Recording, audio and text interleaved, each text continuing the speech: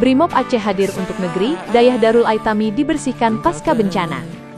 Aceh Utara, wujud kepedulian dan pengabdian kepada masyarakat kembali ditunjukkan oleh personel Brimob Polda Aceh yang tergabung dalam Operasi Aman Nusa II. Pada Jumat tanggal 30 Januari tahun 2026, personel Brimob melaksanakan kegiatan pembersihan pasca bencana di Dayah Darul Aitami, Desa Hok Iboi, Kecamatan Bakhtia Barat, Kabupaten Aceh Utara, bersama pimpinan dan pengurus dayah setempat. Kegiatan pembersihan ini difokuskan pada area ruang belajar, halaman, serta fasilitas pendukung dayah yang terdampak bencana. Dengan penuh semangat kebersamaan, personel Brimob bahu-membahu membersihkan lumpur dan sisa material bencana, guna mengembalikan kenyamanan lingkungan pendidikan keagamaan agar para santri dapat kembali melaksanakan kegiatan belajar dan ibadah dengan aman. Apresiasi turut disampaikan oleh masyarakat setempat. Salah seorang warga Desa Hok Iboi, Faisal, mengungkapkan rasa terima kasih atas kepedulian personel Brimob. Ia menilai kehadiran Brimob tidak hanya membantu secara fisik, tetapi juga memberikan semangat dan harapan baru bagi masyarakat dan para santri pasca bencana.